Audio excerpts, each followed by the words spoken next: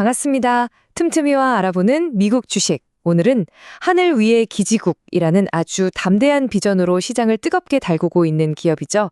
AST 스페이스 모바일, 티커는 ASTS입니다.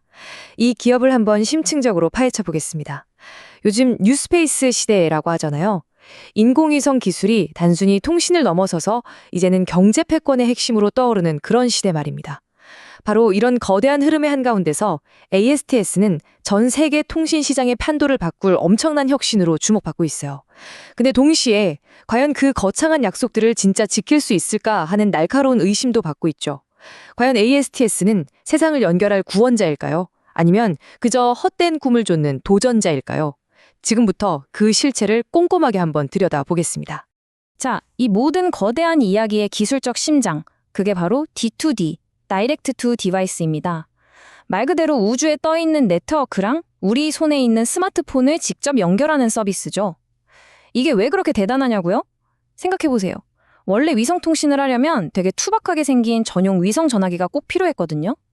근데 AST 기술은요, 비유하자면 이런 겁니다. 수백 킬로미터 저 하늘 위에 엄청나게 튼 기지국이 떠다니면서 여러분 손에 있는 아이폰이나 갤럭시랑 직접 대화를 하는 거예요. 뭐 특별한 장비 하나 없이요.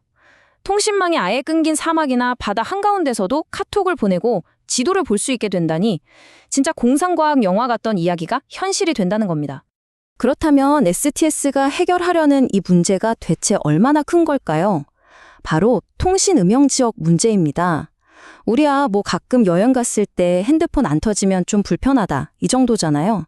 근데 이게 전 세계 인구의 절반에 가까운 수십억 명한테는 그냥 일상이라는 겁니다. 이 사람들은 금융, 교육, 의료 서비스처럼 현대 경제를 움직이는 핵심 디지털 서비스에서 완전히 소외되어 있는 거죠. 세계은행 자료를 보면요, 이 디지털 격차 때문에 발생하는 경제적 손실이 1년에 수조 달러에 이른다고 해요. STS는 바로 이 거대한 연결되지 않은 시장을 정조준하고 있는 겁니다. 자, 이렇게 어마어마한 문제를 해결하기 위해서 ASTS는 단순히 기술만 개발한 게 아니에요. 시장에 가장 빠르고 효율적으로 파고들기 위한 아주 영리한 비즈니스 모델을 설계했죠. 지금부터 ASTS가 어떻게 우주의 기지국을 세우고 경쟁이 아니라 협력을 통해서 시장을 장악하려고 하는지 그 혁신적인 파트너십 전략을 상세히 들여다보겠습니다.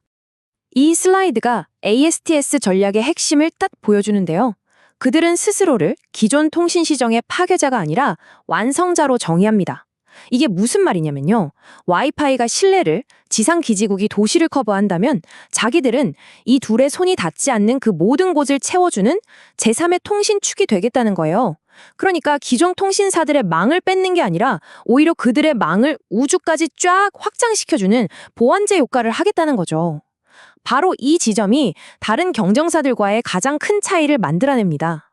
여기서 가장 중요한 전략적 차이점이 드러납니다. 바로 가장 강력한 라이벌로 꼽히는 스페이스X의 스타링크와의 비교인데요. 슬라이드를 보시면 스타링크는 직접 소비자한테 서비스를 파는 D2C 모델을 택했어요. 이건 기존 통신사들하고 정면으로 맞붙어서 경쟁하겠다는 뜻이죠. 반면에 ASTS는 B2B2C라는 한 단계 거쳐가는 모델을 선택했습니다. AT&T나 보다폰 같은 통신사들한테 자기들 위성망을 빌려주고 그 통신사들이 자기 고객들한테 서비스를 제공하게 하는 파트너의 길을 택한 거죠.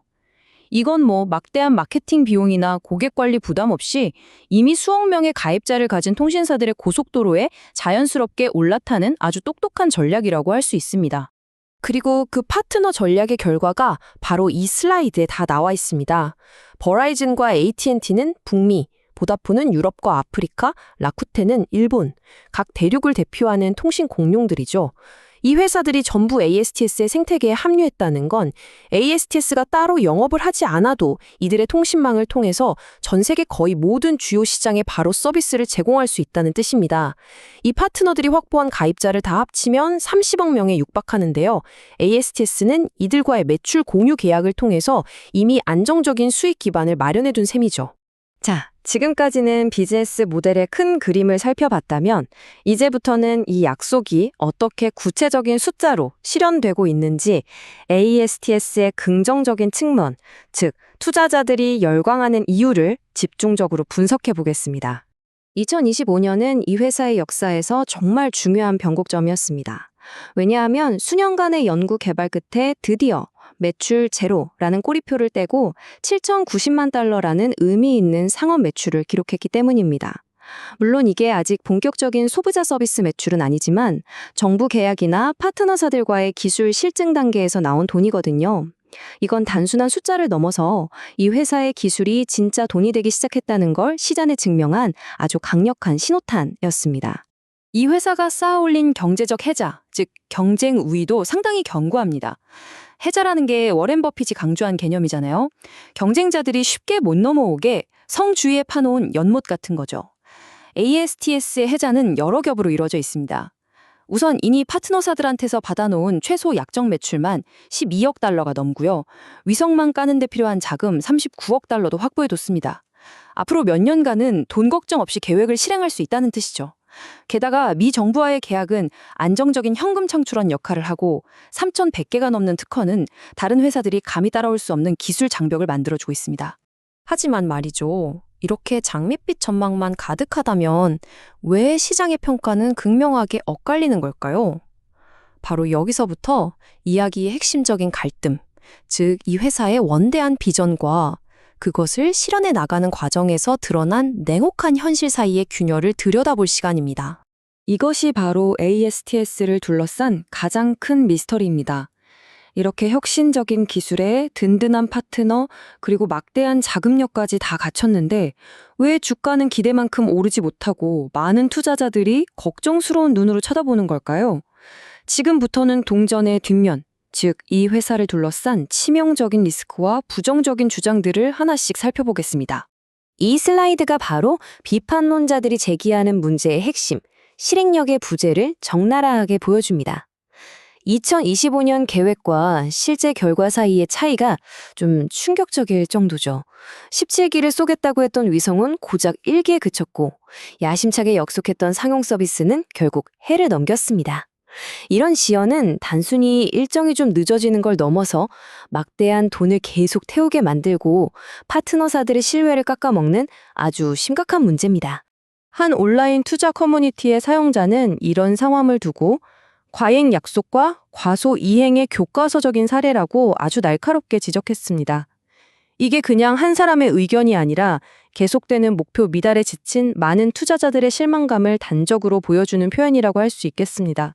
하지만 여기에 대한 반론도 만만치 않습니다. 옹호하는 사람들은 우주 사업은 원래 어려운 것이라고 말합니다. 생각해보면 스페이스X나 테슬라 같은 혁신 기업들도 초기에는 수많은 실패와 지연을 겪었잖아요.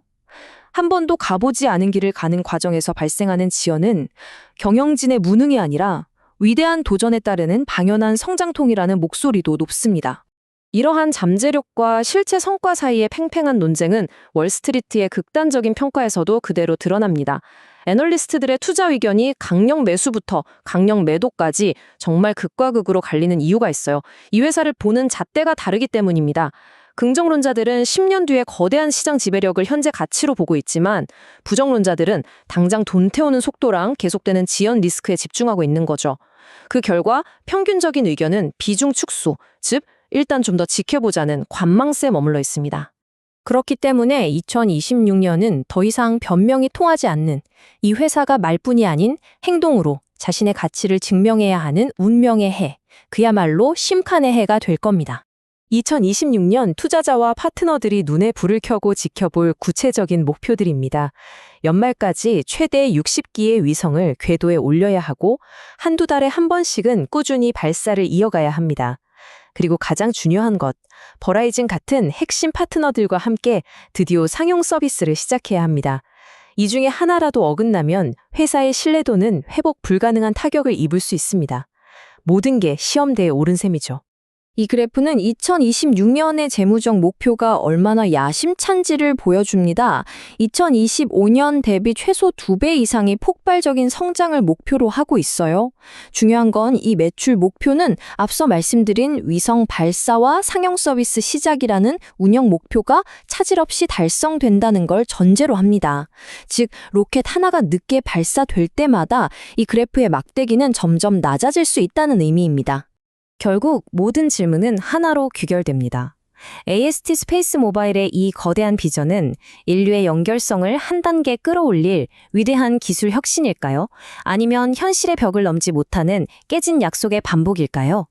그 대답은 2026년 회사가 위성을 쏘아 올리는 그 실행력으로 증명해낼 것입니다. 오늘 살펴본 심층 리포트가 투자의 기준을 잡는 데 도움이 되셨길 바랍니다. 더 날카로운 토론은 저희 오디오 팟캐스트 본편에서 이어집니다. 궁금한 기업이 있다면 댓글로 남겨주세요.